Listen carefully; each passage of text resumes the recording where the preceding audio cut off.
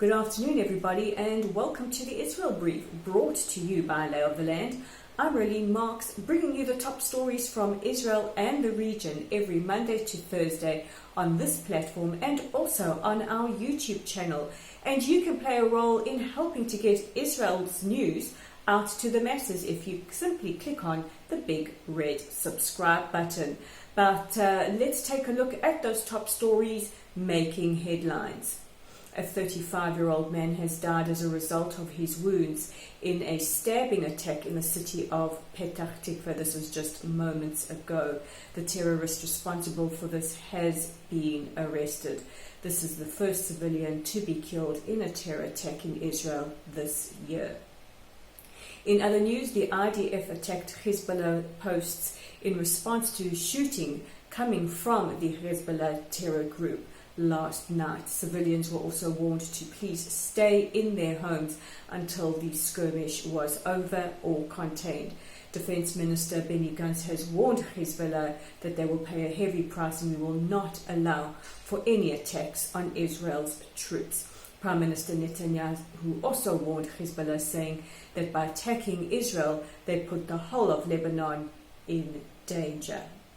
In other news, Secretary of State Mike Pompeo, who was in the country recently to promote regional talks of normalization, is on his way to Bahrain, where he will meet Bahraini officials, albeit behind closed doors. So we may not have any details about the meeting, but we hope it will result in normalization with Israel somewhere soon down the line.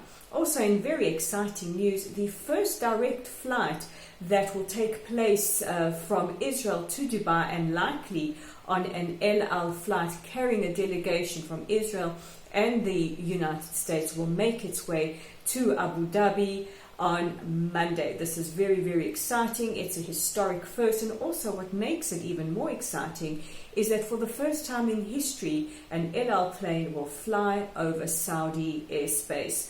So it continues to be a month of historical firsts for Israel.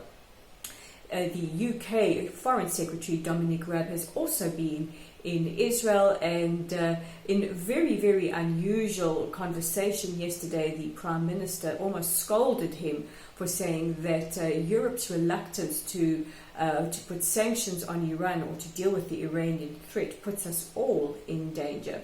The UK Foreign Secretary also met with his Israeli counterpart Gabi Ashkenazi, and the two reiterated the strong ties between Israel and the United Kingdom. And all eyes are on the US as we head towards the elections in November. Thank goodness I'm talking about US elections and not more Israeli elections. And this week, the Republican National Convention is underway with two controversies. The first being that Secretary of State, in disregard for the rules, made his address from Jerusalem, and this has led to widespread response both in the United States and in Israel. Many Israelis saying that it's not fair to bring Israel into partisan politics. But as the election heats up, so does the politicking. And other controversial news, Mary Ann Mendoza, a scheduled speaker known as the Angel Mother, who was scheduled to speak, was pulled from the roster. She has supported the very, very strongly anti-Semitic leanings of an organization called QAnon.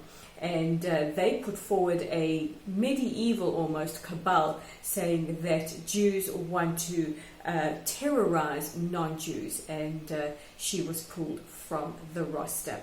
And just a reminder that those are the top stories making headlines from Israel, but if you want more stories more in depth, you can check out our content on www.layoftheland.online. That is www.layoftheland.online. We have new articles there almost every day. Go check it out, see what interests you. We also post them on our Facebook page at Lottel Site. We are growing, so while you are there, give us a like, give us a follow. We are heading straight towards that 2,000 mark and would love for you to help us get there. A reminder for you to subscribe to our YouTube channel at the Israel Brief. And don't forget, we're on Twitter as well. There's nowhere on social media where we are not present. So check us out on Twitter at Lay of the Land with the digit 5. So with those top stories, I'm Marlene Marks, bringing you the top stories from Israel. This is the Israel Brief. We'll chat again tomorrow.